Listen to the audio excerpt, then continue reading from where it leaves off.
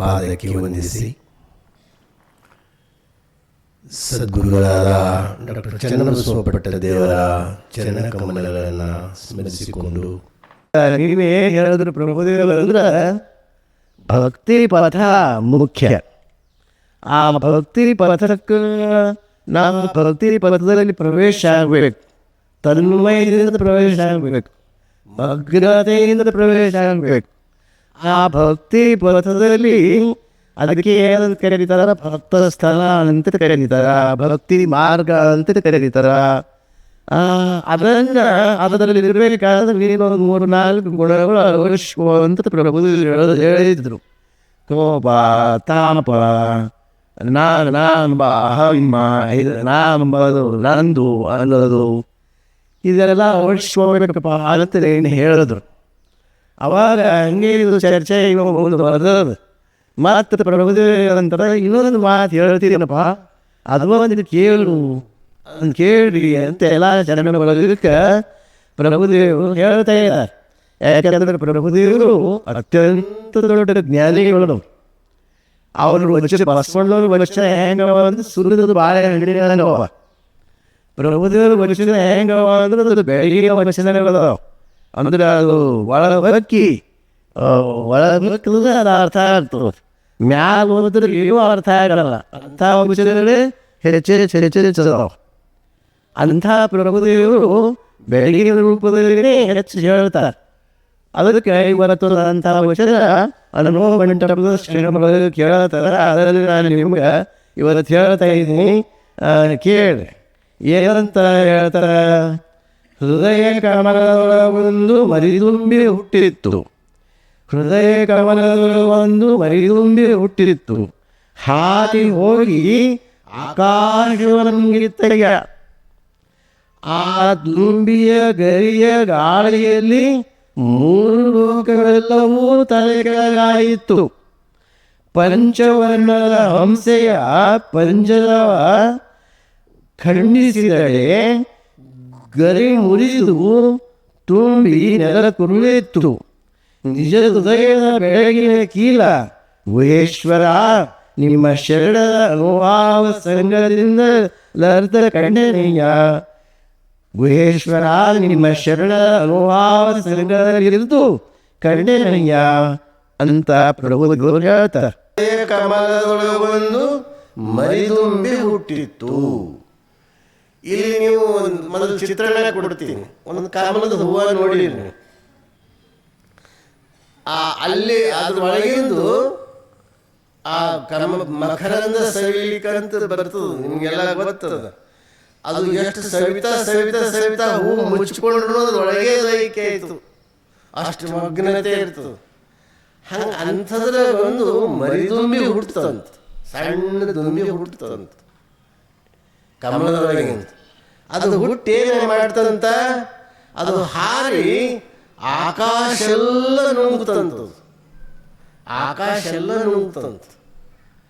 ಆ ಆಕಾಶ ಎಲ್ಲ ನುಂಗಿದ ಮೇಲೆ ಮುಂದೆ ಏನು ಮಾಡ್ತದಂತ, ಅದು ಆಕಾಶ ಎಲ್ಲ ನುಂಗಿ ಆ ತುಂಬಿಯ ಗರಿ ಗಾಳಿಯಲ್ಲಿ 3 ಲೋಕ ಎಲ್ಲನೂ ತಲೆ ಕೆಳಗಾಯ್ತಂತ. ಆಮೇಲೆ ಪಂಚವರ್ಣದ ಹಂಸೆ ಪಂಜರವ ಖಂಡಿಸಿದಳೆ. ಅಂದ್ರೆ ಅದ್ರ ಮುಂದೆ ಏನಾಯ್ತಂತ, ಅದ್ರದ್ದು ಯಾರೋ ಒಬ್ಬರು ಪಂಕ ಇರ್ತಾವಲ್ಲ, ಗರಿ ಅಂತಾರೆ, ಆ ಪಂಕ ಕತ್ತರಿಸಿದ್ರಂತ. ಕತ್ತರಿಸಿದ ಮೇಲೆ ಯಾವುದೇ ಪಕ್ಷಿಯಾಗಲಿ ದುಂಬಿಯಾಗಲಿ ಪಂಕ ಕತ್ತರಿಸಿದ್ರೆ ಅದು ಮುಗಿತದ, ಆಯುಷ್ಯನೇ ಮುಗ್ದಂಗೆ. ಅದು ಜೀವ ಇರ್ತದೆ ಸ್ವಲ್ಪ ಹೊತ್ತು, ಆದ್ರೆ ಆಯುಷ್ಯ ಮುಗ್ದಂಗೆ. ಈಗ ಮೇನ್ ಅದಕ್ಕೆ ಈಗ ಯುದ್ಧದಾಗ ಗುಂಡು ಹಾಕೋರು ಏನು ಮಾಡ್ತಾರೆ ಅಂದ್ರೆ ಮೇನ್ ಯಾರೋ ಅವ್ರಿಗೆ ನೋಡ್ತಾರೆ, ಅವ್ರಿಗೆ ಅವ್ರಿಗೆ ಮುಗಿಸ್ಬಿಡ್ತಾರೆ. ನಾಯಕಗೆ ಮುಗಿಸಿದ್ರು ಅಂದ್ರೆ ರಾಜನೇ ಸೋತ ಅಂದ್ರೆ ಸೈನಿಕರಿಗೆ ಏನೂ ಮಾಡೋಕ್ಕಾಗಲ್ಲ. ರಾಜನೇ ಸರಿ ಸಿಕ್ಕ ಅಂದ್ರೆ ಮುಗೀತು. ಅಂಥ ಅಂದ್ರೆ ಹಂಗ ಅದಕ್ಕೆ ಪಂಕ ಮುರಿದ್ರಂತ. ಮುರಿತು ಅವಾಗ ಅದು ನೆಲಕ್ಕೆ ಬಿತ್ತಂತ. ಅದು ನೆಲಕ್ಕೆ ಉಳಿಯಿತು. ನಿಜದ ಉದಯದ ಬೆಳಗಿನ ಕೀಲ ಗುಹೇಶ್ವರ ನಿಮ್ಮ ಶರಣರ ಅನುಭಾವ ಸಂಘದಲ್ಲಿದ್ದು ಬದುಕಿದೆನಯ್ಯ ಅಂತ ಹೇಳ್ತಾರೆ. ಈಗ ನಿಮಗೆ ಒಂದು ಕಲ್ಪನಾ ಬಂತು. ಒಂದು ದುಂಬಿ ಆಕಾಶ ಹಾರ್ತು, ಆಕಾಶ ಹಾರಿದ ಮೇಲೆ ಅದೇನು ಮಾಡ್ತು? 3 ಲೋಕ ಎಲ್ಲ ವ್ಯಾಪಿಸ್ತು. 3 ಲೋಕ ಎಲ್ಲ ವ್ಯಾಪಿಸಿದ ಮೇಲೆ ಇದು ಇಷ್ಟೊಂದು ವ್ಯಾಪಿಸಿದಲ್ಲ ಅಂತ ತಿಳ್ಕೊಂಡು ಯಾರೋ ಬಂದು ಪಂಕ ಕಟ್ ಮಾಡಿದ್ರು. ಅದು ನೆಲಕ್ಕೆ ಬಿತ್ತು. ಅವಾಗ ನಿಜದ ಉದಯ ಆಯಿತು ಅಂತ ಇಷ್ಟು ಚಿತ್ರಣ. ಇನ್ನು ಇದು ಹೊರಗಿನ ಚಿತ್ರಣ ಆಯಿತು. ಇಲ್ಲಿ ಒಳಗಿನ ಚಿತ್ರಣ ಈಗ ಹೇಳ್ತೀನಿ. ಏನು? ಹೃದಯ ಕಮಲದೊಳಗೊಂದು ಮರಿದುಂಬಿ ಹುಟ್ಟಿತ್ತು. ಅಲ್ಲಿ ಹೆಂಗೆ ಕಮಲದಾಗ ಒಂದು ಮರಿದುಂಬಿ ಹುಟ್ಟಲ್ಲ, ಇಲ್ಲೊಂದು ಕಮಲ ನಮ್ಮ ಒಳಗೊಂದು. ಯಾವ ಕಮಲ ಅದ ಇದು? ಹೃದಯ ಕಮಲ ಅನ್ನೋ ಒಂದು ಕಮಲದ ಅದ ಇಲ್ಲಿನ ಒಳಗೆ. ಆ ಕಮಲದಾಗ ಒಂದು ಮರಿದುಂಬಿ ಹುಟ್ಟುತ್ತಂತ. ಯಾವ್ದು ಮರಿದುಂಬಿ ಹುಟ್ಟಿತು? ಅಹಂಕಾರ ಅನ್ನುವ ಭ್ರಮೆ ಹುಟ್ಟುತ್ತಂತ. ಅಹಂಕಾರ ಅನ್ನುವ ಭ್ರಮೆ ಹುಟ್ಟಿ ಏನಾಯ್ತಂತ? ಆಕಾಶ ಎಲ್ಲ ತುಂಬಿಕೊಂಡ್ತದು. ಹಂಗೆ ಇರ್ತದ ಅಹಂಕಾರ. ನಿಮಗೆಲ್ಲ ಗೊತ್ತದ. ಬಂತು ಅಂದ್ರೆ ಕೆಳಗೆ ಕಾಣಿಸಲ್ಲ, ಮೇಲೆ ಕಾಣಿಸಲ್ಲ. ದೇಹ ಎಲ್ಲ ವ್ಯಾಪಿಸ್ತದ, ಹೊರಗೆಲ್ಲ ವ್ಯಾಪಿಸ್ತದ. ನನಗೆ ಬಿಟ್ಟು ಯಾರಿಲ್ಲ. ನಾ ಹಂಗ ಅಹಂಕಾರ ಬಂತಂದ್ರೆ ಏನೂ ಕಾಣಲ್ಲ, ಯಾರು ಕಾಣಿಸಲ್ಲ ಅವ್ರಿಗೆ. ನಿಮ್ಗದು ಅನುಭವ ಅದ ನಿಮಗೆಲ್ಲ. ಒಂದು ಕಡೆ ಹೇಳ್ತಾರೆ, ಗರ ಹೊಡೆದವರ ನುಡಿಸಬಹುದು. ಇನ್ನೊಂದು ಸಾಲದ ಗರ ಹೊಡೆದವರಿಗೆ ದೆವ್ವ ಹಿಡ್ಕೊಂಡವರಿಗೂ ಮಾತಾಡಿಸ್ಬೋದಂತ. ಹಾವು ನುಂಗಿದವರಿಗೂ ಮಾತಾಡಿಸ್ಬೋದಂತ. ಹಾವು ತಿಂದವರಿಗೆ ಅಂದ್ರೆ ಹಾವು ಕಚ್ಚಿದವರಿಗೆ ಅಂತ ತಿಳ್ಕೊರಿ. ಅವನಿಗೂ ನಾವು ಪ್ರಯತ್ನ ಮಾಡಿ ಮಾತಾಡಿಸ್ಬೋದು. ದೆವ್ವ ಭೂತ ಪಿಶಾಚಿ ಹಿಡಿದವರಿಗೂ ಮಾತಾಡಿಸ್ಬೋದು. ಆದ್ರ ಶ್ರೀಮಂತಿಕೆ ಅನ್ನುವ ದೆವ್ವ ಯಾರಿಗೆ ಹಿಡಿತದ ಅವ್ರಿಗೆ ಮಾತಾಡ್ಸೋದು ಭಾಳ ಕಷ್ಟ ಅಂತ ಹೇಳ್ತಾರೆ. ಅದು ಅಂಥ ದೆವ್ವ ಇರ್ತದೆ. ಯಾವುದು? ಅಹಂಕಾರ ಅನ್ನುವ ದೆವ್ವು. ಎಲ್ಲ ಶ್ರೀಮಂತಿದ್ದವರಿಗೆಲ್ಲ ಹೆಂಗಿರ್ತದ ಅಂತ ಅರ್ಥ ಅಲ್ಲ. ಆ ಶ್ರೀಮಂತಿಕೆ ಇದ್ರೂ ವಿನಯ, ನಮ್ರತೆ, ಶರಣರ ಸಂಘ ಇತ್ತು ಅಂದ್ರೆ ಅವ್ರಿಗೆ ಅಹಂಕಾರ ಬರಲ್ಲ. ಇದೇನಿರಲ್ಲ. ಅವ್ರಿಗೇನು ದೇವ್ರಿಗೆ ಗೊತ್ತಿಲ್ಲ, ಗುರುಗಳು ಗೊತ್ತಿಲ್ಲ, ಮಠಕ್ಕೆ ಬಂದು ಗೊತ್ತಿಲ್ಲ. ಶ್ರಾವಣ ಮಾಸ ಸ್ವತಃ ಗುರುಗಳು ಹೇಳ್ತಾರಂದ್ರೆ ಒಂದು ದಿವಸ ಕೇಳ್ಬೇಕು ಅನ್ನೋದು ಗೊತ್ತಿಲ್ಲ. ಏನಿಲ್ಲೋದ್ರು ಇಷ್ಟು ಏನಿಲ್ಲ ಅವ್ರಿಗೇನು. ಅದು ದುಂಬಿ ಹೆಂಗೆಲ್ಲ ಆಕಾಶಕ್ಕೆಲ್ಲ ಹರಡ್ಯದ, ಪೂರ ವ್ಯಾಪಿಸೋದು. ತಿಳಿ ಈಗ ದುಂಬಿ ಅಂದ್ರೆ ಯಾವುದು ನಮ್ಮದು?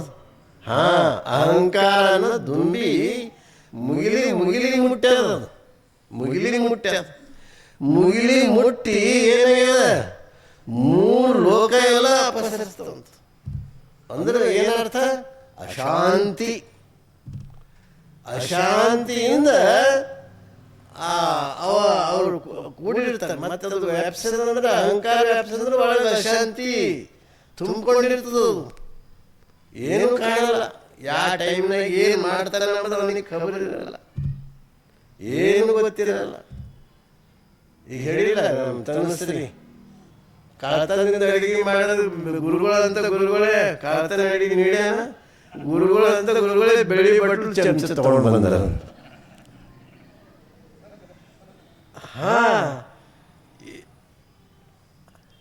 ಅಂದ್ರೆ ಅದು ಯಾಕಂದ್ರೆ ಕಳತಂದು ಹಂಗಿದು ಅಶಾಂತಿ ವ್ಯಾಪಿಸ್ತದ.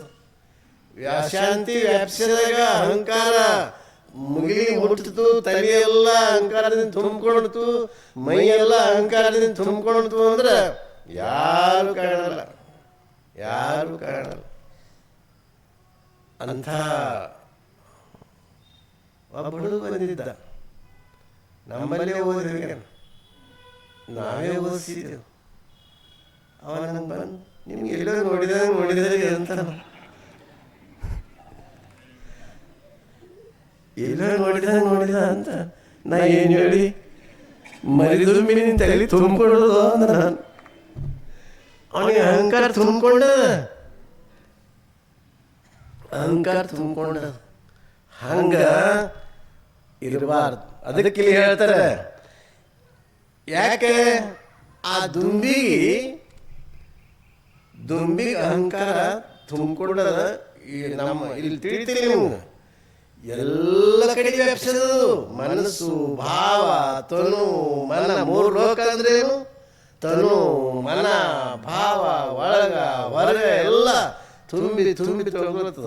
ಅಂತಿರಲ್ಲ ನೀವು, ಅಡ್ಡಿ ತುಂಬೇದು ಅಂತೀರಿ ನೋಡ್ರಿ. ಅಂತ ಯಾರ ಸಾತ್ರ ಅಂದ್ರು ಪೀಡ ಹೋಯ್ತು ಎಲ್ಲರಿಗೆ, ಹೋದ್ರು ಪೀಡ ಹೋಯ್ತು ಅಂತಾರೆ. ಒಳ್ಳೆಯವರಿದ್ರ ಇಲ್ರಿ ಭಾಳ ಒಳ್ಳೆಯವಿದ್ದ, ಇನ್ನೂ 4 ದಿವಸ ಇರಬೇಕಾಗಿತ್ತು.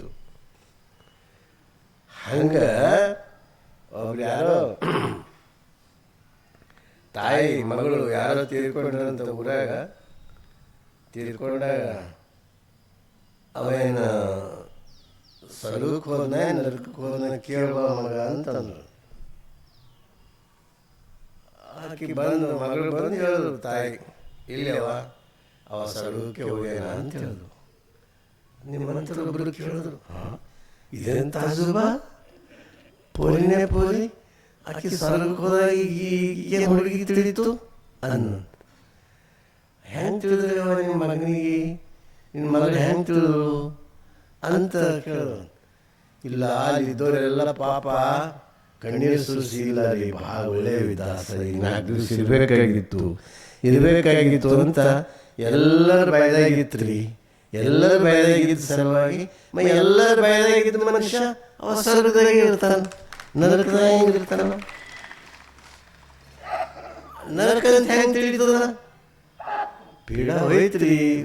ಊರೆಲ್ಲ ಸಾಕು ಮಾಡಿಟ್ಟಿದ್ದ ಪುಣ್ಯಾತ್ಮ, ಊರೆಲ್ಲ ಸಾಕು ಮಾಡಿಟ್ಟಿದ್ದ. ಯಾವಾಗ ಕಣ್ಣು ಮುಸ್ತಾನೋ ದೇವರು ಅಂತ ನಮಗೆ ಚಿಂತೆ ಆಗಿತ್ತು. ಜಲ್ದಿನೇ ಕರ್ಕೊಂಡ, ಪೀಡ ಹೋಯ್ತು, ಎಲ್ಲರಿಗೆ ಆರಾಮಿರ್ತದೆ ನೋಡು, ಊರು ಶಾಂತಿ ಇರ್ತದೆ ನೋಡು ಅಂತಂತ.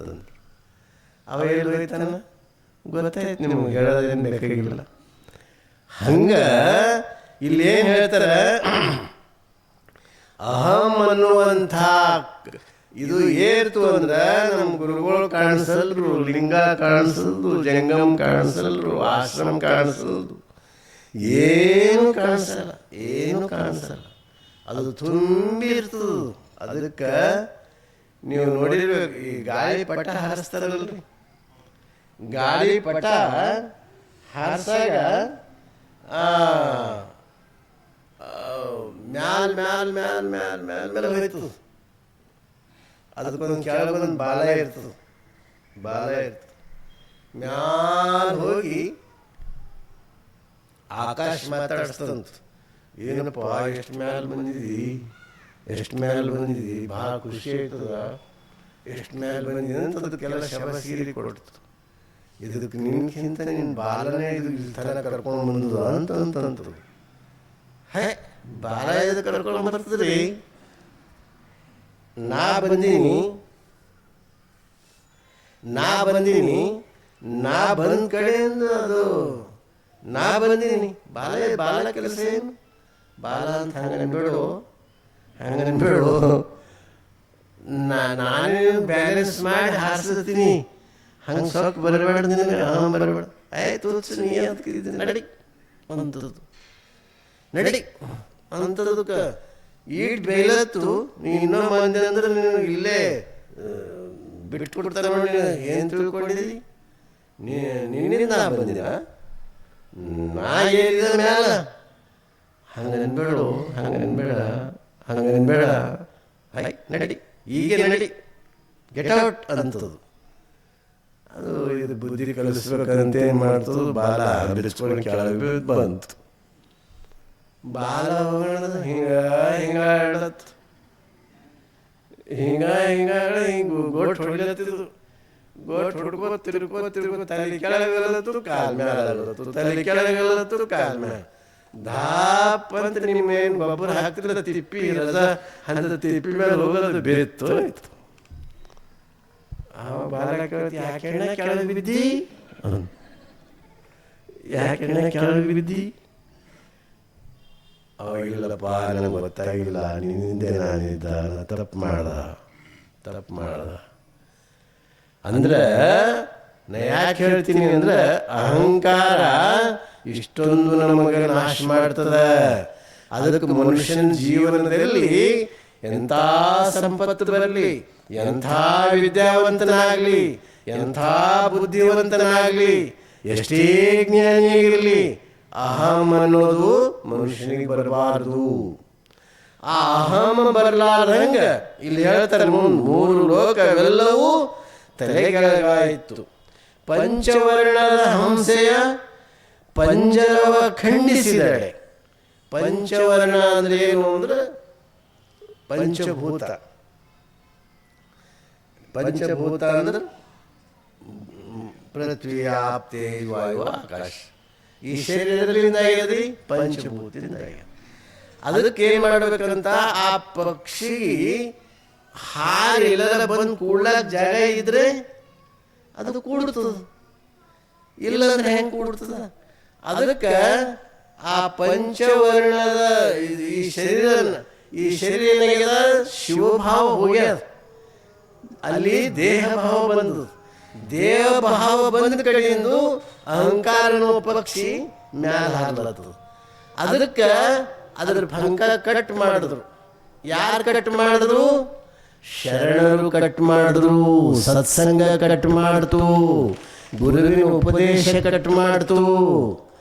ಆ ಗುರುವಿನ ಉಪದೇಶ ಕಟ್ ಮಾಡಿದ ಸಲುವಾಗಿ ಅದು ಪಕ್ಷಿ ಭಂಗ ಕಳ್ಕೊಂಡು ನೆಲಕ್ಕೆ ದಪ್ಪ ಅಂತ ಬಿತ್ತು, ನಾಶ ಆಯಿತು. ನಾಶ ಆದ ಕೂಡಲೇ ಇದು ಏನಾಯಿತು? ಜೀವ ಅದು ಶಿವಭಾವ ತಾಳ್ತು. ಜೀವ ಶಿವಭಾವ ತಾಳಿದ ತಕ್ಷಣ ಒಳಗೆ ಜ್ಞಾನೋದಯ ಆಯಿತು. ಅವಾಗ ಶರಣರ ಸಂಘ. ಅದಕ್ಕೆ ಪಕ್ಷಿ ನಮ್ಮಲ್ಲಿ ಏನು ಅರ್ಥ ಆಯ್ತದೆ ತಿಳ್ಕೊರಿ. ಶರಣರ ಸಂಘ ಅಹಂಕಾರನೋ ಮರಿದುಂಬಿ ಹುಟ್ಟಂಗಿಲ್ಲ. ಆ ಅಹಂಕಾರ ಅನ್ನೋದು ನಾಶ ಮಾಡೋದು ಯಾರು? ಶರಣರ ಸಂಘ, ಸತ್ಸಂಗ. ಮಹಾರಾಷ್ಟ್ರದಾಗ ಜ್ಞಾನೇಶ್ವರ ಅಂತ ಒಬ್ಬವರು ಬಹಳ ದೊಡ್ಡ ಸಂತರು, ಎಲ್ಲರ ಹೆಸರು ಕೇಳಿರ್ತೀರಿ ನೀವು. ಜ್ಞಾನೇಶ್ವರ ಅಂತ ಅವ್ರ ಹೆಸರು. ಆ ಜ್ಞಾನೇಶ್ವರದ ಬಳಿ ಚಾಂಗದೇವ ಅನ್ನುವಂಥ ಒಬ್ಬ ಸಂತ.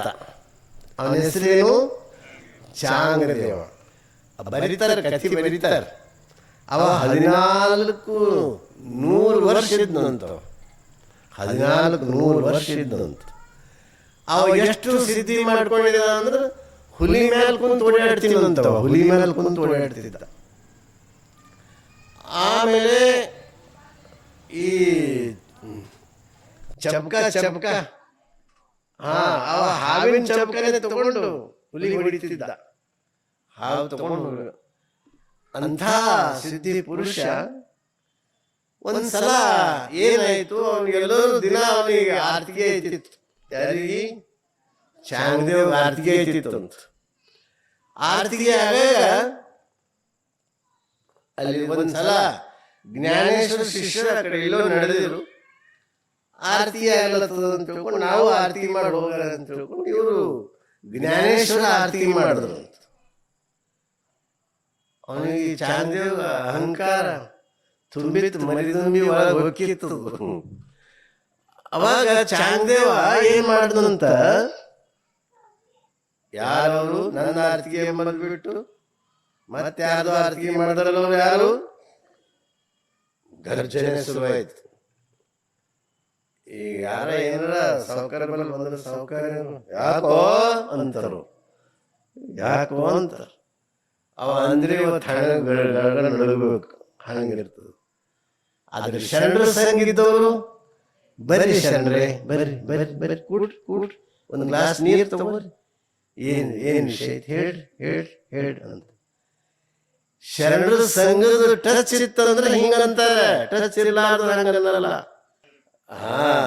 ಪ್ರಸಾದ ಭಾವ ಯಾವಾಗ ಆಯ್ತದ, ಶರಣರ ಮಾತು ಕೇಳಿ ಪ್ರಸಾದ ಮಾಡಿದ್ರೆ ಅದು ಪ್ರಸಾದ ಆಯ್ತದ, ಅದು ಪ್ರಸಾದೀಕರಣ ಆಯ್ತದ. ಅದು ನಾವು ಅರ್ಥ ಮಾಡ್ಕೋಬೇಕು. ಏನ್ ಹೇಳ್ತಾ ಇದ್ದ, ಹಂಗ ಚಾಂಗದೇವನು ಅಹಂಕಾರ ತುಂಬಿಕೊಂಡಿತ್ತು. ಯಾರು? ಅವ ಯಾವ ಜ್ಞಾನೇಶ್ವರ, ಅವ ಯಾವನ ಆರ್ತಿ ಏನ್ ಮಾಡ್ತಾನವ, ಕರೀರವನಿಗೆ ಅಂದ್ರು. ಅವ ಪಾಪ ಅವ ಜ್ಞಾನೇಶ್ವರ ಭಕ್ತರು ಇದ್ರು, ಅವ್ರು ಹಂಚ್ಕೋತ ಮುಂದೆ ಬಂದ್ರು. ಯಾಕಪ್ಪ, ನಾ ಯಾರು ಅನ್ನೋದು ನಿಂಗೆ ಗೊತ್ತದ ಇಲ್ಲ? ಇಲ್ಲ ಸಂತರಿದ್ರಿ, ಚಾಂಗದೇವ ಅಂತಿದ್ರಿ, ಮತ್ ನನ್ನ ಆರ್ತಿಗೆ ಹಾಡ್ಬೇಕಿಲ್ಲ ನೀನು, ನನ್ನ ಆರ್ತಿಗೆ ಏನ್ಬೇಕಿಲ್ಲ ನೀನು. ಅವಾಗ ಅವ ಏನಂತ, ಇಲ್ರಿ ನಿಮ್ಮ ಆರ್ತಿಗೆ ನನಗೆ ಬರಲ್ಲ, ನನಗೆ ಬಂದಿದ್ದೆ ಜ್ಞಾನೇಶ್ವರ ಒಂದೇ ಬರ್ತದ, ಅದಕ್ಕೆ ನನಗೆ ಅದೇ ಬರ್ತಿತ್ತು, ಅದೇ ಅಂದಿದ್ದ ರೀ. ಅವ ಯಾವ ಜ್ಞಾನೇಶ್ವರ ಅಂತ ಕೇಳ್ದ. ಇಲ್ಲ, ಅವರು ಬಹಳ ದೊಡ್ಡ ಜ್ಞಾನಿ ಅದ್ರಿ, ನನ್ಗಿಂತ ದೊಡ್ಡ ಜ್ಞಾನಿ ಅದ, ಅದು ನಮ್ಗೇನ್ ತಿಳಿಯೋದ್ರಿ, ಆದ ಜ್ಞಾನಿ ಅದ, ಅವರೆಲ್ಲ ಜ್ಞಾನೇಶ್ವರಿ ಅಂತ ಬರ್ದಾರ. ಹಿಂಗ ಎಷ್ಟು ವರ್ಷ ಆಯ್ತು ನೀ? 14 ವರ್ಷ ಆಗಿದ್ರಿ ಅಷ್ಟೇ, 14-15 ವರ್ಷ ಆಗ್ಯದ. ನನಗ ನಾ 1400 ವರ್ಷದಾಗ ಇದ್ದ ನಾನು. ಅವ್ಯಾವ ಜ್ಞಾನಿ ಅಂತ ಅಂದ ತಕ್ಷಣ ಅವನಿಗೆ ಕರ್ಕೊಂಡು ಬಾ ಅಂತಂದ್ರು. ಇಲ್ಲಿ ನಮ್ಗೆ ಹೆಂಗೆ ಹೇಳ ಬರ್ತದ್ರಿ, ನೀವು ಬೇಕಾದ್ರೆ ಪತ್ರ ಕೊಡ್ರಿ, ನೀವು ಪತ್ರ ಕೊಡ್ರಿ, ನಾನು ಮುಟ್ಟಿಸ್ತೀನಿ, ನೀವು ಪತ್ರ ಕೊಟ್ರೆ ನಾನು ಮುಟ್ಟಿಸ್ತೀನಿ ಅಂತ ಹೇಳ್ದ. ಅವ ಪತ್ರ ಬರೀಲಾಕ ಕುಂತ, ಬಿಳಿ ಹಾಳಿ ತಗೊಂಡ. ಬಿಳಿ ಹಾಳಿ ತಗೊಂಡು ಪತ್ರ ಬರೀಬೇಕಂತ ಏನಂತ ಬರೀಬೇಕು? ತೀರ್ಥ ಸ್ವರೂಪ ಅಂದ್ರ ಸಣ್ಣ ಹುಡುಗ, 1400 ವರ್ಷದ ನಾನು, ಅವ 14 ವರ್ಷದ ಅವ, ಅದೇ ಹೆಂಗ್ ಬರೀಲಾಕ ಬರ್ತದ? ಸುಮ್ಮ ಬರೇ ಜ್ಞಾನೇಶ್ವರಿನ ಬರೀತೀನಿ, ಮತ್ತು ಅವ ಜ್ಞಾನಿ ಏನಂತ ಹೆಂಗ್ ಹೆಂಗ್ ಬರೀಲಿ? ಹಿಂಗ ಅನುಮಾನ ಮಾಡಿ ಪೆನ್ನೆ ಹೊಡೋದು, ಒಂದು ಪೆನ್ನೆ ಹೊಡೋದು. ಅವ ಏನ್ ಮಾಡಿದಂತ, ಅರ್ಧ ಗಂಟೆ ಕುಂತ ಏನು ಹೊಳೆಯೋದು, ಹಂಗೆ ಬರೀಬೇಕಂತೀನಿ. ಅವ ಜ್ಞಾನಿ ಅದ, ಮತ್ತ ಅವನಿಗೆ ತೀರ್ಥ ಸ್ವರೂಪ ಅಂತ ಬರೀಬೇಕಂತೀನಿ, ನನಗಿಂತ ಸಣ್ಣವನ.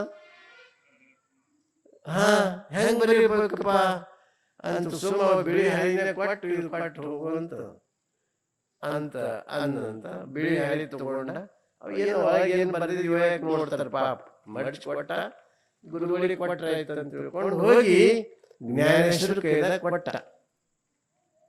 ಯಾಕೆ ಹೇಳ್ತೀನಿ ಅಂದ್ರೆ, ಶರಣರ ಸಂಘದಿಂದ ಅಹಂಕಾರ ಹೆಂಗ ನಾಶ ಆಗ್ತದ ಅಲ್ಲಕ ನಿಮ್ಗೆ ಉದಾಹರಣೆ ಹೇಳ್ತಾ ಇದ್ದೀನಿ.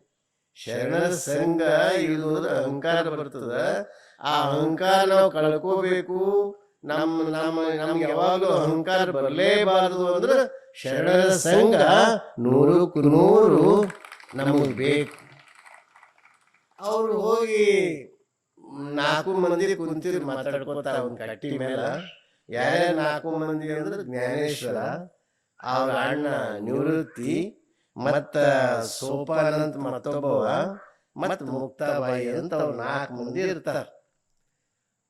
ಅವ್ರು 4 ಮಂದಿ ಡಿಸ್ಕಷನ್ ಮಾಡ್ಕೋತಾರ ಕುಂತ್ರು. ತಮಗೆ ಒಂದು ಪತ್ರ ಕೊಟ್ಟಾರಿ. ಯಾರು? ಚಾಂಗದೇವರು ಕೊಟ್ಟಾರ.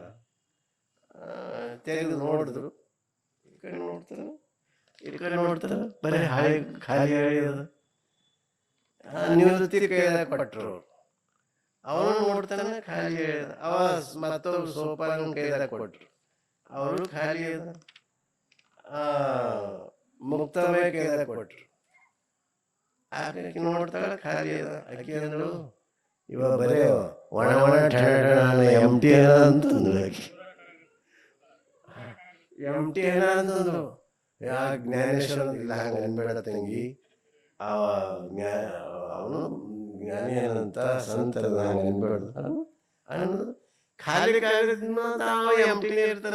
ಇದ್ದ ನಾ ಏನ್ ತಪ್ಪ ಅಂದಿದ್ದ ಅಂದ್ರು ಅಂತೇಳಿ ಇದ್ದ. ಅವಾಗ ಜ್ಞಾನೇಶ್ವರಿ ಅದು ಅಂದಿದಾಗ ಗೊತ್ತಾಯ್ತು. ನಾನೇ ಹೋಗಲಿ ಅಂತ ತಿಳ್ಕೊಂಡು ಚಾಂಗದೇವನೇ ಬರಲತ್ತನ. ಹುಲಿ ಮೇಲೆ ಕುಂತು ವಾಯು ಮಾರ್ಗ ಹೊಂಟನಂತ. ಹುಲಿ ಮೇಲೆ ಆಕಾಶಕ್ಕೆ ಹೊಂಟದಂತ. ಆಕಾಶದಿಂದ ಹುಲಿ ಹೊಂಟದ, ಮ್ಯಾಲ ಹುಲಿ ಮೇಲೆ ಕುಂತಾನ. ಇಲ್ಲಿ ಕುಂತವ್ರೆಲ್ಲರೂ ಕೆಲವು ಭಕ್ತರು ಹುಲಿ ಮೇಲೆ ಹೊಂಟದ, ಹುಲಿ ಮೇಲೆ ಹೊಂಟದ ಅಂತ ನೋಡಿದ್ರು. ಆ ಹುಲಿ ಮೇಲೆ ಹೊಂಟಾನ. ಇವರು ಒಂದು ಸಣ್ಣ ಆಳ್ ಕಟ್ಟಿ ಮೇಲೆ ಕುಂತಿರಂತ. ಬರದಾರ ಕಟ್ಟಿ ಒಂದ್ ಕಟ್ಟಿ ಮೇಲೆ ಕುಂತಿರಂತ. ಆ ಹುಲಿ ಮೇಲೆ ಹೊಂಟಾನ, ಇವ್ರು ಕಟ್ಟಿ ಮೇಲೆ ಹೊಂಟ್ರ. ಅವ್ರಿಗೆ ಸ್ವಾಗತಕ್ಕೆ ಇವ್ರು ಕಟ್ಟಿ ಸಮೇತನೇ ನಡೀತದಂತ ಅವ್ರಿಗೆ ಎದುರು ಸ್ವಾಗತ ಮಾಡ್ಲಕ್. ಅವ್ರಂತ ನಾನೇ ಹುಲಿ ಮೇಲೆ, ಇದು ಸಜೀವ ಪ್ರಾಣಿ ಅದ, ಕಟ್ಟಿ ನಿರ್ಜೀವ ಅದ, ಕಟ್ಟಿ ಸಮೇತನೇ ವಾಯು ಮಾರ್ಗದಿಂದ ಹೊಂಟದ, ಇದೆ ಅಂತದ ಅಂತ ತಿಳ್ಕೊಂಡು ಅವನ ಅಹಂಕಾರ ಝರ್ ಅಂತ ಹಿಡಿತು. ಹಿಡಿದು ಅವ ಭೂಮಿಗೆ ತಂದ, ಕಾಲ್ ನಡಿಗೆ ಹೊಂಟ. ಅವಾಗ ಇವರು ಕೆಳಗೊಂಡು ಇವರು ಕಾಲ್ ನಡಿಗೆ ಸ್ವಾಗತ ಮಾಡ್ಕೊಂಡ್ರು.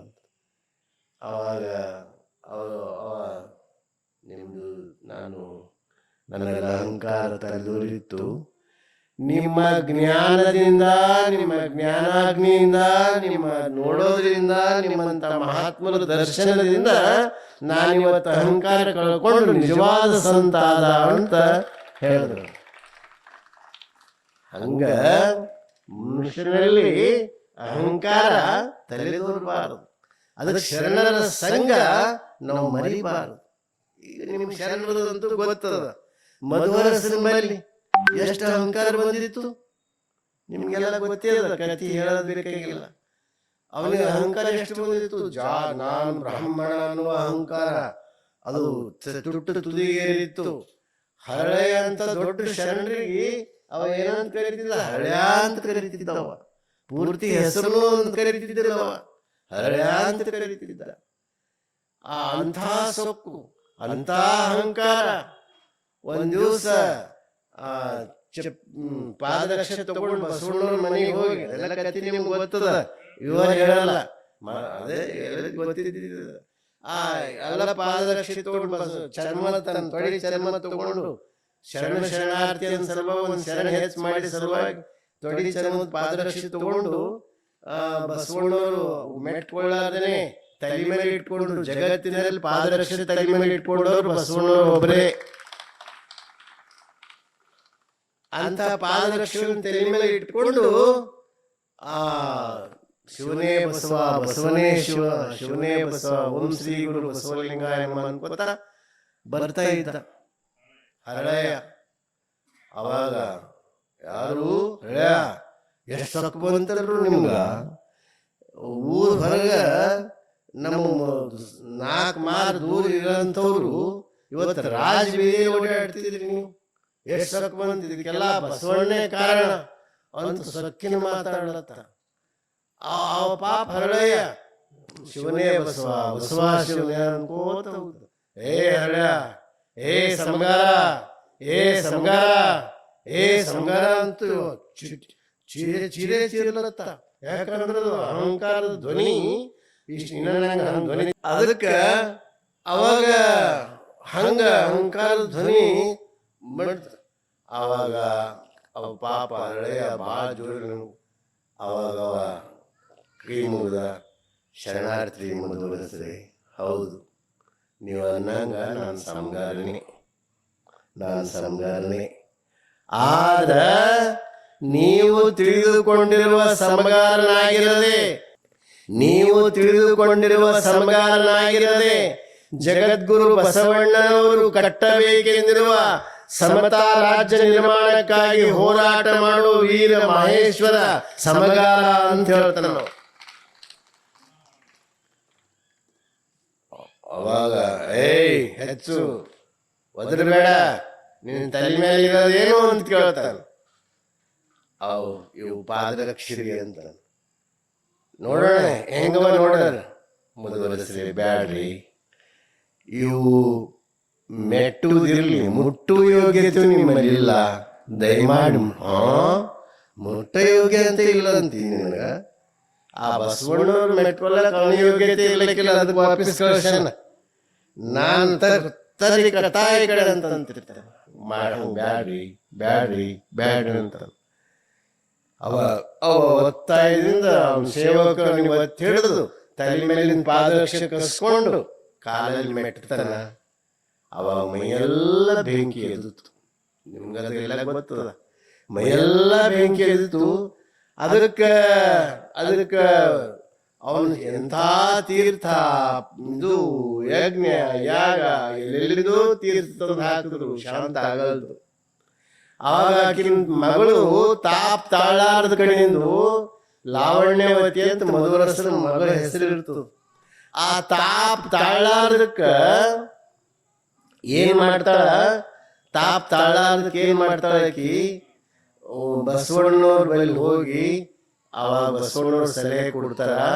ಅವನ ಪಾದರಕ್ಷೆ ಏನ್ ಮಾಡ್ತಿರ್ತಾರಲ್ಲ, ಅವನು ಇದು ನೀರು, ಆ ನೀರು ತಂದು ಅದು ನೀರಲ್ಲ, ಅದು ತೀರ್ಥ ಪಾದೋದಕ ಅಂತ ಭಾವಿಸ್ಕೋ. ಅದನ್ನು ತಂದು ನಿನ್ನ ಸ್ನಾನ ಮಾಡೋ ನೀರಿನಲ್ಲಿ ಹಾಕಿ ಸ್ನಾನ ಮಾಡಿಸ್ದಿ ಅಂದ್ರ ಅವನ ಉರಿಯೆಲ್ಲ ಇಳಿದು ಶಾಂತ ಆಗ್ತಾನ ಅಂತ ಬಸವಣ್ಣವ್ರು ಹೇಳಿದ್ರು. ಆಕಿ ತಂದಿ ಕದ್ದು ಹೋಗಿ ತಗೊಂಡು ಬಂದು ಆ ಮಧುವರಸು ಗೊತ್ತಿರ್ಲಾರ್ದಂಗ ನೀರಾಗ ಬೆರೆಸ್ದು ಸ್ನಾನ ಮಾಡ್ದ. ಸ್ನಾನ ಮಾಡಿ ಶಾಂತ ಆಕೂತ ಬಂತು. 1-2 ನಿಮಿಷದಾಗ ಶಾಂತ, ಉರಿಯೆಲ್ಲ ಕಡಿಮೆ ಆಯ್ತು. ಮಗಳೇ, ನೀರು ಎಲ್ಲಿಂದ ತಂದಿ ಅಂತ ಕೇಳ. ಗಾಬರಿ ಅದು, ನಮ್ಮ ಅಪ್ಪಗೆ ಎಲ್ಲಿ ವಾಸನದು, ಚರ್ಮದ ವಾಸನೆಗಿನ ಬಂತೇನೋ ಅಂತ ಗಾಬರಿ ಅದು. ಮಗು, ನಿಜ ಹೇಳು, ಎಲ್ಲಿಂದ ತಂದಿ? ನನಗೆ ಪುನರ್ಜನ್ಮ ಕೊಡ್ತು, ನನಗೆ ಮತ್ತೊಂದು ಹೊಸ ಜನ್ಮ ಬಂತು, ನಾನು ಬದುಕ್ತಿದ್ದಿಲ್ಲ, ನನ್ನ ತಾಯಿ ಇದ್ದಂಗ ಮಗಳೆಲ್ಲ ನನ್ನ ತಾಯಿ. ಎಲ್ಲಿಂದ ತಂದಿ ಹೇಳು? ಪಪ್ಪ, ಹರಳಿನ ಮನೆಯಿಂದ ತಂದೀನಿ ಅಂತ ಹೇಳಿದ್ರು. ಆವಾಗ ಮಧುವರಸರಿಗೆ ಏನು ಅಹಂಕಾರದ ನಿಶ ಏರಿತಲ್ಲ, ಹರಳಿನಂಥ ಶರಣನಿಂದ ಅವನ ಅಹಂಕಾರ ಜರ್ರನೆ ಇಳಿದು ಜೀರೋ ಆಯ್ತು. ಅಂಥ ಜೀರೋ ಆಯ್ತ ತಕ್ಷಣ ಅವ ಏನ್ ಮಾಡ್ದ, ಸ್ನಾನ ಮಾಡಿಕೊಂಡು ಇದು ಪೂಜಾ ಮಾಡಿ ಹರಳಿನ ಮನೆಗೆ ಮುತ್ತು, ರತ್ನ, ವಜ್ರ, ವೈಡೂರ್ಯ, ಬಟ್ಟಿ, ರೇಷ್ಮೆ ಬಟ್ಟಿ ಎಲ್ಲ ತಗೊಂಡು ಹೋದ. ಹರಳೆಯ ಕ್ಷಮಿಸ್ಬೇಕ್ರಿ, ತಾವು ದೊಡ್ಡವರು, ನಾನೇ ಬಾ ಅಂದ್ರೆ ಬರ್ತೀನಲ್ಲ, ನಿಮ್ಮ ಹತ್ತ ಇಲ್ಲಪ್ಪ, ನಿಮ್ಮ ಮಹಾತ್ಮೆನ ತಿಳ್ಕೊಂಡಿರ್ಲಿಲ್ಲ. ಹುಲಿ ಮೀಸೆ ಹಿಡಿದುಕೊಂಡು ಉಯ್ಯಾಲೆ ಆಡಿದಂಗ ಶರಣರ ಜೊತೆ ನಾನು ಚೆಲ್ಲಾಟ ಆಡ್ದ, ನಾನು ಶಿಕ್ಷೆ ಅನುಭವಿಸಿನಿ. ಇವತ್ತ ನಿನ್ನ ಗುಡಿಸಲಕ್ಕಲ್ಲ, ಇದು ಗುಡಿಸಲಲ್ಲ, ಇದು ಬಸವಣ್ಣವ್ರ ಮಹಾಮನೆ ಅಂತ ತಿಳ್ಕೊಂಡು ನಾನು ಬಂದೀನಿ ಅಂತ ಹೇಳಿದ್ರು. ಅವಾಗ ಅವನ ಅಹಂಕಾರ ಎಲ್ಲ ಹಿಡಿದು ಬಿಡ್ತು. ಅವಾಗ ಅವನು ಶರಣಾದ, ಅವನು ದೀಕ್ಷಾ ತಗೊಂಡ. ಮುಂದ ಶರಣರ ಅವನ ಮಗಳಿಗೆ, ಹಳೆಯ ಮಗನಿಗೆ ವಜ್ರ ವೈಡೂರ್ಯ ನಾ ತಗೊಂಬಲ್ಲಪ್ಪ ಹಳೆ ಅಂದ್ರು. ನಾ ಕಾಯಕದಿಂದ ಬಂದದ್ದು ಅಷ್ಟೇ ತಗೋತೀನಿ, ನಾವು ಕಾಯಕದಿಂದ ಬರಲಾರ್ದು ತಾನಾಗೆ ಬಂದು ನಾವು ತಗೊಳಂಗಿಲ್ಲ. ನಾ ದುಡ್ದು ಏನು ಬರ್ತದ ಅದೇ ನಮಗೆ ಪ್ರಸಾದ ಅಂತ ಬಸವಣ್ಣವ್ರು ಕಲಿಸ್ಕೊಟ್ಟಾರ. ನೀನು ವಜ್ರ ವೈಡೂರ್ಯ ಏನೂ ಬೇಡ ಅಂತಂದ್ರು. ಮುಂದೆ ಅವನ ಅನುಭವ ಮಂಟಪ ಸಂಘ ಮಾಡಿದ್ರು. ಮಧುವರಸರು ಸುಮಾರು 200-300 ವಚನಗಳು, ಅವ್ರ ವಚನಗಳು ಭಾಳ ಪ್ರಸಿದ್ಧ ವಚನಗಳು ಬರೆದವರು ಮಧುವರಸರು. ಅವರು ಬೆಡಗಿನ ವಚನಗಳು ಬರೆದಿದ್ದಾರ. ಅದಕ್ಕೆ ಒಬ್ಬ ಮನುಷ್ಯನ ಶರಣರ ಸಂಘ ಮಾಡೋದ್ರಿಂದ ಎಂಥ ತಾಕತ್ತು ಬರ್ತದ, ಎಂಥ ಅಹಂಕಾರ ಹೆಂಗೆ ಜೀರೋ ಆಗ್ತದ. ಅದಕ್ಕೆ ಕಾರಣ ಏನು ಅಂದ್ರೆ ಶರಣರ ಸಂಘ. ಅಂಥ ಶರಣರ ಸಂಘ ನಮ್ಮ ಜೀವನದಲ್ಲಿ ಮರಿಬಾರ್ದು. ಅದಕ್ಕೆ ಇಲ್ಲಿ ಪ್ರಭುದೇವರು ಹೇಳ್ತಾರೆ, ಏನಂತ ಹೇಳ್ತಾರೆ, ಅಂಥ ಮರಿದುಂಬಿ ಹೋಗಿ ಆಕಾಶ ಎಲ್ಲ ವ್ಯಾಪಿಸ್ತಲ್ಲ, ಆವಾಗ ಅದು ಪಂಕ ಕಟ್ ಮಾಡಿದ ಕೂಡಲೇ, ಪಂಕ ಯಾರು ಕಟ್ ಮಾಡಿದ್ರು? ಶರಣರು ಕಟ್ ಮಾಡಿದ್ರು. ಶರಣರ ಸಂಘ ಕಟ್ ಮಾಡ್ತು. ಆವಾಗ ಅದು ಇದು ಆಯಿತು, ಅವನಲ್ಲಿ ಶಿವನ ಜ್ಞಾನ ಉದಯ ಆಯಿತು. ಅವನ ದೇಹ ಭಾವ ಹೋಗಿ ಶಿವಭಾವ ಬಂತು. ನಿತ್ಯ ಲಿಂಗಾರ್ಚನೆ, ನಿತ್ಯ ಲಿಂಗಾರ್ಪಣೆ, ನಿತ್ಯ ಲಿಂಗಾನುಭವ ನಡೀತು. ಅದಕ್ಕೆ ನಮ್ಮ ಜೀವನದಲ್ಲಿ ನಮ್ಗೆ ಅಹಂಕಾರ ಎಂದೂ ಬರಬಾರದು. ಯಾವುದೇ ರಂಗದಲ್ಲಿ ನಮ್ಮಲ್ಲಿ ಪ್ರತಿಭೆ ಎಷ್ಟೇ ಅಭಿವೃದ್ಧಿಯಾಗಲಿ, ಎಷ್ಟೇ ಎತ್ತರಕ್ಕೆ ಬೆಳೀಲಿ, ಎಷ್ಟೇ ಯಾವುದೇ ಕ್ಷೇತ್ರದಲ್ಲಿ ಆಟದಾಗ ಬೆಳಿಬೋದು, ಮತ್ತೊಂದರಾಗ ಬೆಳಿಬೋದು. ಯಾವ ಕ್ಷೇತ್ರದಲ್ಲಿ ಬೆಳೆದ್ರೂ ಅಹಂಕಾರ ಬರಬಾರ್ದು. ಅಹಂಕಾರ ಬರದೇ ಇರಬೇಕಾದ್ರೆ ನಾವು ಆವಾಗ ಗುರು ದರ್ಶನ, ಶರಣರ ಸಂಘ, ಮಹಾತ್ಮರ ದರ್ಶನ ನಾವು ಮಾಡ್ತಾ ಇರಬೇಕು. ಮಾಡ್ತಾ ಇದ್ದಾಗ ನಮಗೆಂದೂ ಅಹಂಕಾರ ಬರ್ಲಿಕ್ಕೆ ಸಾಧ್ಯ ಇಲ್ಲ. ಅದಕ್ಕೆ ಬಸವಣ್ಣವ್ರು ಹೇಳ್ತಾರೆ ನೋಡ್ರಿ, ಆನೆಯ ನೇರಿಕೊಂಡು ಹೋದಿರೇ ನೀವು, ಕುದುರೆಗೆ ನೇರಿಕೊಂಡು ಹೋದಿರೇ ನೀವು, ಕುಂಕುಮ ಕಸ್ತೂರಿ ಪೂಸಿಕೊಂಡು ಹೋದಿರೇ ಅಣ್ಣ, ಸತ್ಯದ ನಿಲವ ತಿಳಿಯದೇ ಹೋದಿರಲ್ಲ, ಅಹಂಕಾರವೆಂಬ ಮದಗಜವೇರಿ ಗುರಿಯಾಗಿ ನೀವು ಹೋದಿರಲ್ಲ, ಸದ್ಗುಣವೆಂಬ ಫಲವ ಬಿತ್ತಿ ಬೆಳೆಯದೇ ಹೋದಿರಲ್ಲ ಅಂತ ಬಸವಣ್ಣವರು ಚಡ್ಪಡಿಸ್ತಾರೆ. ಎಂಥ ಅಹಂಕಾರದ ಕುದುರೆಗೆ ಹತ್ಕೊಂಡು ನಡೆದಿರಪ್ಪ, ಆ ಅಹಂಕಾರ ಅನ್ನುವಂಥ ಆನೆ ಮೇಲೆ ಕುಂತು ನಡೆದಿರಿ, ಇದು ಒಳ್ಳೇದಲ್ಲ. ಸದ್ಗುಣ ಅನ್ನುವಂಥ ಫಲ ಬಿತ್ತಿ ಬೆಳೀರಿ, ಶರಣರ ಸಂಘಕ್ಕೆ ಬರ್ರಿ, ಸದ್ಗುಣ ಫಲ ಬಿತ್ತಿ ಬೆಳೀರಿ ಅಂತ ಬಸವಣ್ಣವ್ರು ಕಳಕಳಿಯನ್ನು ವ್ಯಕ್ತ ಮಾಡಿದ್ದು ನಿಮಗೆಲ್ಲ ಗೊತ್ತದ. ಅಂಥ ಆ ಅಹಂಕಾರದಕ್ಕೆ ಇಲ್ಲಿ ಪ್ರಭುದೇವರು ಹೇಳ್ತಾರೆ, ಅಲ್ಲಮ್ಮ ಪ್ರಭುಗಳು, ನಮ್ಮ ಭಕ್ತಿ ಮಾರ್ಗಕ್ಕೆ ಒಂದೇ ಒಂದು ಲಕ್ಷಣ ಏನು ಅಂದ್ರೆ, ಯಾರು ಭಕ್ತ ಸ್ಥಳದಲ್ಲಿ ನಡಿಬೇಕಂತಾರ ಅವ್ರು ಶರಣರ ಸಂಘ ಕಡ್ಡಾಯವಾಗಿ ಮಾಡಬೇಕು, ಸತ್ಸಂಗದಲ್ಲಿ ಕಡ್ಡಾಯವಾಗಿ ಪಾಲ್ಗೊಳ್ಬೇಕು. ಅಂದರೆ ಅದು ಭಕ್ತ ಸ್ಥಳಕ್ಕೆ ಪರಿಪೂರ್ಣ ಮುಟ್ಲಿಕ್ಕೆ ಸಾಧ್ಯ ಆಗ್ತದೆ. ಆ ಮಾತನ್ನು ನೀವೆಲ್ಲರೂ ಅರ್ಥ ಮಾಡಿಕೊಂಡು ಮತ್ತು ಪ್ರಭುದೇವರು ಮುಂದೆ ಹೇಳ್ತಾರೆ. ಏನು ಹೇಳ್ತಾರ ಅಂದ್ರೆ, ನಾಳೆ ನೀವು ಬರ್ರಿ, ನಾಳೆ ಕೇಳಟ್ರಿ.